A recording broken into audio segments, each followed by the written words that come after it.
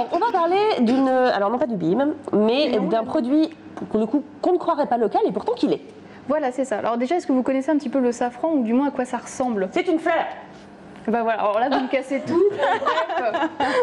Parce que justement, il fallait pas le dire. Non, mais aucun problème parce que souvent, je ne sais les pas gens, à quoi ça ressemble. Ils imaginent un petit peu une poudre rouge et en fait souvent ils confondent d'ailleurs avec le paprika, ce qui n'a rien à voir. Ah oui, mais c'est vrai, voilà, donc on imagine ça rouge et puis c'est tout.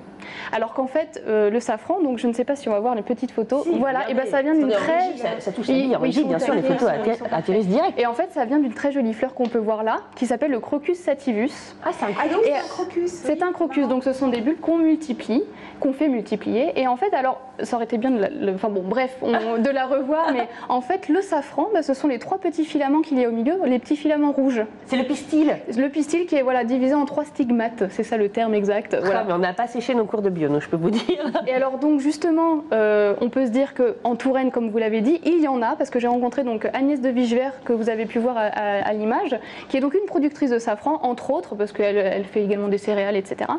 Et donc elle m'a expliqué un petit peu comment on produisait et comment on récoltait le safran. Alors d'ailleurs, je vous en parle maintenant parce que la récolte du safran va commencer en octobre. Ça dure un mois. Un mois de récolte et c'est tout. Un mois de récolte et c'est tout. Et alors en fait, ce qui est assez marrant, c'est que une fois que vous récoltez toutes les fleurs, votre terrain est nu.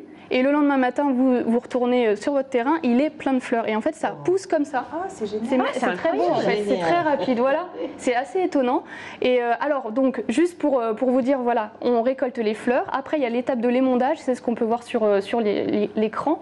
Il faut juste, en fait, en gros, avec les doigts, enlever le pistil. Et ensuite, on fait sécher ce pistil.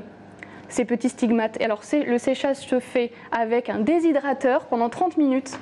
Donc ça fait, c'est pas très glamour parce qu'on se dit dans les pays par exemple en Iran ou au Maroc, ils font sécher au soleil, c'est carrément meilleur. Et ben détrompez-vous en fait, c'est meilleur de faire sécher très rapidement parce que ça concentre les arômes. Ah, c'est comme genre le UHT, c'est un peu l'inverse. Donc le safran français, il est très réputé grâce à ça, notamment parce que c'est un séchage très rapide. Donc c'est aussi parce qu'effectivement le temps ne nous permet pas de le faire sécher. Il fait beau. En ce moment, il fait beau, mais pas très chaud non plus. Donc voilà. Et en fait, c'est très bon. Donc voilà. Juste pour revenir sur les quelques petits chiffres, parce que c'est assez étonnant, notamment le fait que donc Agnès de Vichevert, tous les jours, elle récolte entre 100 et 200 grammes de safran sec.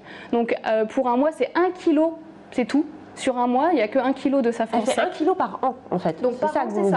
C'est ça, en fait. Et alors, c'est minuscule. C'est pour ça que c'est si cher aussi. Alors voilà, donc c'est combien également? C'est 20 € le gramme. Donc ça paraît cher, mais en même temps, donc on comprend parce que c'est un travail long et fastidieux. Mais en même temps, quand on sait qu'il ne faut utiliser en cuisine que 3 à 4 filaments, c'est très peu. Parce que c'est très fort en fait le safran. Et en sachant que dans 1 gramme, vous savez combien il y a de filaments? Eh bien non. Et bien de 400 à 500 filaments. Ah oui, quand même. Donc vous pouvez faire je ne sais combien de recettes avec votre gramme. Donc c'est pour ça que finalement c'est cher, mais on n'en achète pas non plus des tonnes, quoi. On l'utilise avec parcimonie. Voilà. Est-ce qu'il y a d'autres techniques pour le ramasser? Parce que là on les a vus le faire à la main et je me dis quand même c'est extrêmement fastidieux. Voilà, c'est pour ça. Et non, parce que sinon qu'est-ce que vous faites? Vous écrasez toutes les fleurs et vous détruisez tout. Donc ça se fait à la main. En plus, donc Agnès de Vichevert, elle a une production bio. Donc voilà, évidemment sans éléments phytosanitaires rajoutés, etc. Donc c'est très délicat, voilà, comme fleur et comme épice.